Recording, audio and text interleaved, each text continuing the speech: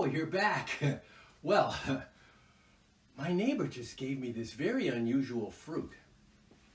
It's called a Buddha hand lemon. It looks kind of like a hand with way too many fingers. And apparently, there's no juice inside of this at all. It's all just the skin. But the skin, smells really good. I suppose I could make some kind of a pastry or something that people would enjoy with their tea here at the tea shop. But you're either here for tea or for a story. Not the tea. You're here for a story then. Well, then I'll have the tea and you have the story.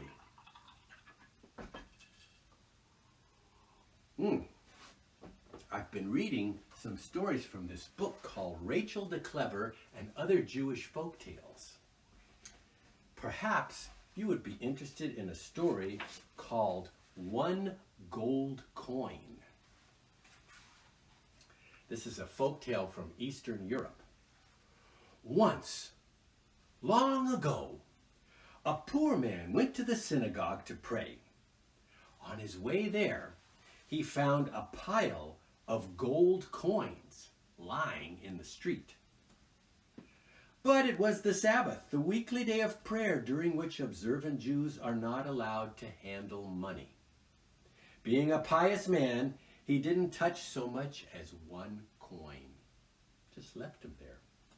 When the Sabbath was over, someone else had taken the gold, leaving behind only one gold coin. With a sigh, the poor man took it home and gave it to his wife. Now, in that same town, there lived a wealthy merchant named Simon. Simon was just about to set sail on a trading voyage to far-off lands when the poor man's wife came up to him. "Please, sir," she said shyly, "I have only one gold coin, but oh, I would so love to have something from far away. Would you buy me something with this one gold coin on your travels?" Simon took the coin with a polite bow. "Of course," he told her. But the voyage was long and took Simon to many strange lands. He completely forgot about the poor woman's coin until he was ready to set sail for home. I suppose he had a lot on his mind and that one gold coin slipped out of it. But he did remember it right before he came home, so let's see what happens. "Wait for me," he cried, hurrying back ashore. "We can't wait too long," the ship's captain called to him. "The wind will fail." Those were the days of sailing ships where you had to sail when the wind was blowing. You didn't have a motor to push you around. So Simon decided to buy the first thing he saw. And what did he see? But a beggar carrying 3 young cats in a sack. "Where are you going with those cats?" Simon asked. "I have no use for them. I can't afford to feed them," the beggar replied. "Well, could I buy them from you?" He searched in his purse, but the only coin he had left after all his trading was the one belonging to the poor woman. Remember that one gold coin? That's the one he had left. Simon gave it to the beggar and went back aboard the ship with the 3 cats. Off the ship sailed, but alas, the good strong wind that drove it along soon became a terrible storm. Simon and his 3 cats were swept overboard by a mighty wave. Wah! Dramatic, huh? Well, swept overboard into the ocean in a storm. They were cast ashore with nothing worse than a good wetting. Well, that was lucky. I wonder if the cats could swim. But the shore on which they landed was a country of savage people who hated strangers. When they caught a stranger, why, they locked him up in a house, that swarmed with mice. Indeed, all of their village swarmed with mice. The stranger would be left locked up with the mice until they ate him. Ooh, that's a bad fate. But you see where this is going, don't you? Simon had his cats with him. As soon as the door was closed and locked, he let the three of them loose, and they soon put an end to all of the mice. Cats are known for that kind of thing. They do eat mice. And it was a good thing for Simon, I think. In the morning, the savage people came to see what had happened to the stranger. To their surprise, they found Simon alive and unhurt, with his 3 cats by his side. There wasn't a mouse to be seen.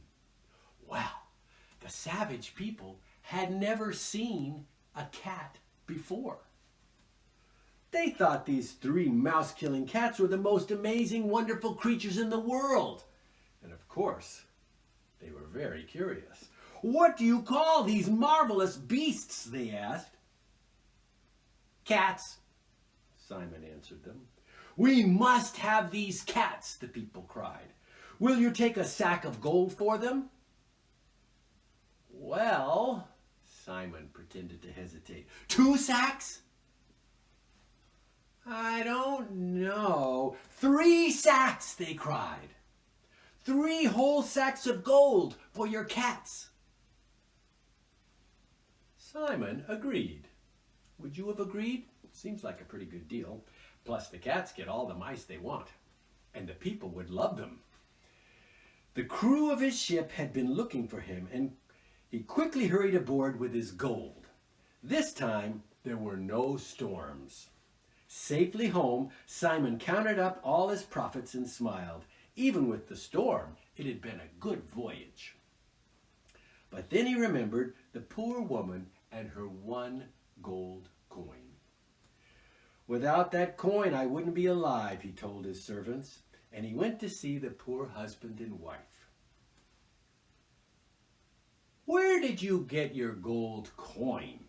he asked the woman. "From my husband," she answered nervously. "And where did you get it?" Simon asked the man. The poor man sighed and told how he'd found the pile of gold coins, but hadn't touched it because of his reverence for the Sabbath. Simon nodded.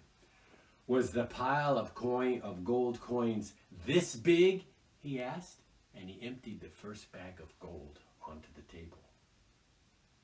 "Or perhaps this big?" he asked, emptying the second bag of gold.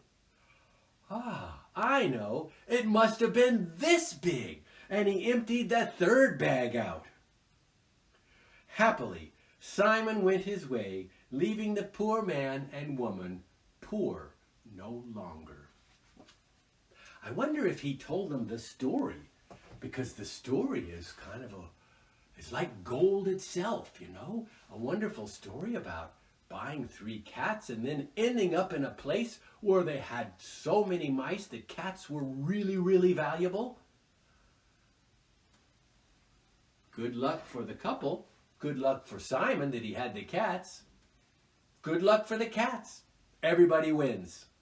Well, thanks for stopping by the tea shop, and I hope to see you again another time. We will have tea and stories, and if I come up with something I can do with this lemon, I might have some delicious lemon cakes. We shall see. Take care. Thanks for coming.